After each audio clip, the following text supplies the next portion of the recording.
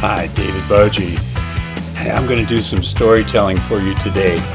In this episode, Alvida, the actress from Copenhagen, and David, that's me, explore the beneath process. The scene is set outdoors, in front of a cozy cafe in Copenhagen, full of Hilda, one of flowers, and soft music. A candle is burning, and you can see it here. And, well, I'm an American professor. Alvida is dressed in all kinds of winter outfit. I'm sitting here in my gray shirt and my jeans, and I'm shivering. The cafe owner comes and gives me a nice blanket. I can hear the cars, the bicycles going by. We often start with the foundation of our story.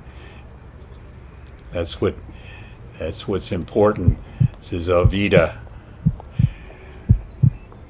This is where we establish our values and principles. I've been exploring my own beneath process, and it's been a fascinating journey. As a storytelling coach for entrepreneurs, I've always focused on, compelling narratives. But recently I discovered that I have Danish ancestry. My dad came to Copenhagen, 40, 50 years ago, and he found people had in their ancestry book my grandfather, August Boji. But I've never been able to find anybody. There's people named B-O-J-E, Boja, is pronounced in Denmark. Yes, when I discovered my Danish ancestry, I was a willing candidate to go to Denmark anytime I can. Well, let's explore the beneath process a bit. I'm not sure I'm comfortable with this, Alvida says, her voice laced with uncertainty. I mean, what if I'm not good enough? What if I'm not worthy of being an entrepreneur? David reached out, placed a reassuring hand on her arm. You are worthy. Bicycles going by. And I'm here to support you every step of the journey. Alvida and David continued to explore, but they began to feel a sense of unease. They were getting into conflict. It was more that Alvida didn't believe that the Danish people would focus on a storytelling approach to something so instrumental as entrepreneurship. I feel we're just going around in circles, says Alvida. I kind of sighed. I said, I know what you mean. I feel like we're not making any progress, but I don't know what else to do. Just then, a figure appeared from the edge, coming down the sidewalk. Hilda, a shaman from Lapland. I've met her before. Annette introduced me a long time ago. David and Alvida, she said, her eyes twinkling with wisdom. I'm watching you from afar. I sense your struggle, your conflict. Come with me. She led us to a bus, and then we caught a ferry boat. And finally, we arrived in the wilderness to a cave. She said, in this cave is the spirit of nature, the rhythm of the drums. Alvida began to feel a sense of calm, and so did David. Their doubts and fears went up with the drum beats and the smoke of the fire. You must trust the process. You must have faith in yourself, Hilda says. And open your eyes. And we opened our eyes, and we began to get a great gift, a glimpse of purpose. Thank you, Hilda, I said. And Alvida said, this has been magical. The beneath process is just not about finding your values and principles. It's about being in nature, going beneath the human hustle bustle of Copenhagen. So you begin to understand your true purpose, your true self. I nodded in agreement. I can see that. I've even done episodes on finding your true self as they continued to explore the beneath. Alvida and David were back now in the hustle and bustle of Copenhagen, the bicycles going by.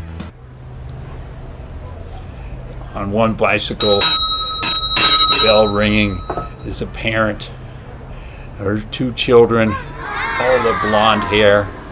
Alvida said, her eyes wide with amazement. I mean, I always thought it was just a actress, but now you're telling me I can be an entrepreneur? Well, of course. You've got all the acting skills, but you can do it authentically. It's not just about finding your values and principles. It's about being willing to be authentic when we share them. Yeah, me too, I think, said Alvida. As they stood up to leave the cafe, paid their account, left a tip, Alvida turned to David and said, "You know, I think we make a pretty good team." And I said, "Whoa, I'm married. Let's back off a little bit." And I smiled. I think you're right, though. And I'm excited to see where this journey is taking us. And I'm ready for the next part of the adventure, the next part of our journey. Alvida saying, "It's amazing. Can you just give up some of your examples to me so I can discover this?" Well, yeah, sure. One example is that I've started to focus more on emotional connections between the entrepreneurs in my storytelling. In Danish storytelling, the emotions are a crucial element, and tapping into those emotions is something I really want to do. Alvida, that's a great example, David. And what about the values and principles that guide your work as storytelling coach? Yeah, I said, I like the Danish values in particular. You know, why is this table moving so much? And I'm interested in exploring more the Danish kind of storytelling, you know? I love this cozy cafe with the higgly kind of atmosphere, the flower and the candle, right? And I really want to understand what's called Kvikmyter, Kvikmyter storytelling that's so important to the Danish culture. So I think it has a kind of authenticity that we might need more of in the United States. And I would like you to tell me more about it. Well, her eyes coming wide open, a smile on her face. You just gotta be, like you said, authentic, David. Yeah, I get you. And it's time now to wrap it up, don't you think, and leave the cafe? I guess so. It's a great value to bring together the American and the Danish approach to storytelling. And my wife, Grace Ann, is a coach and uses equine therapy. I follow up with the restoring approaches. We've worked with veterans. We've worked with all kinds of entrepreneurs and business people and executives. And, you know, I try to show them to be authentic. Yeah, Alvida, yeah, that's true. I think that's what you need to do in Denmark, too. It might be a little easier here, but we tend not to like conflict much in Denmark. David, I've noticed that, and I'm pretty good at bringing out conflict. I'm called the lightning rod. And so let's finish up our explanation. Alvida said, "I'm so glad we did this today. The sitting by the cafe, the trip to the cave with Hilda, you know, it was somewhat of a long journey. It was cold, but we got a lot out of it, right? I think we did." Here's some examples of entrepreneurs. Anita Roddick, founder of the Body Shop. I met her.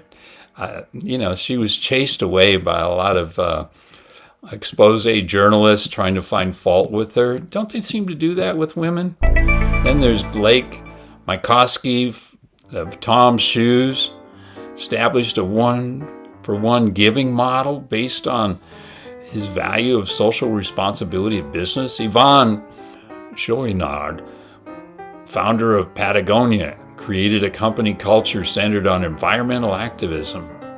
I think we can take a more natured approach. Mahatma Gandhi once said, your beliefs become your thoughts become your words become your actions become your habits. I want some of those habits. My wife and I, we practice Jainism philosophy from India. Mahatma Gandhi walked around with Gurudev Shichabaniji, our guru. There's other people here. Chase the vision, not the money. The money will end up following you. Tony Hush, CEO of Zappos.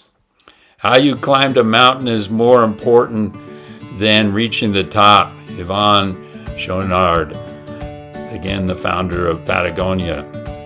Our values aren't about pointing fingers. That's so much going on in the United States today. They are about offering a helping hand. Kathleen Blanco, former governor of Louisiana. Here's our main points for today. The beneath process involves going deeper than the surface level aspects of your business or getting a profit or making a sale. It's about establishing a strong values foundation, uncovering and embodying your authenticity, creating stories that resonate with the passions of the audience, going deeper for connections with your customers and investors. As entrepreneurs, we often stay on the surface too much, I think. And it's what lies beneath that's really important. So Danish storytelling, I think, is a really big addition to American approach to storytelling. The emphasis on making good connections, regularly atmosphere, setting a cozy space for your storytelling conversations. Having a cultural context is really important to me. I didn't find out till I was 53 years old that I was actually had Danish blood running in the veins. So I hope you've enjoyed today's session. Please embrace the beneath process and go beneath to those important values and authenticities. Join us next time. We'll be going into the many befores of history, the many histories we have to choose from as entrepreneurs. Again, this is now out in Amazon as a book. It's currently Kindle. It's coming out within the next week or so as a hardback and paperback. I've kept the price really low. And you can find out more about entrepreneurship at davidboji.com, csistory.com. Come to our annual conference at davidboji.com/quantum and have a really wonderful day. Okay? Thank you. I hope you're enjoying these stories. Let me know if you want something a little different in style or content. Leave a comment. Give it a like. Give it a share. I appreciate you.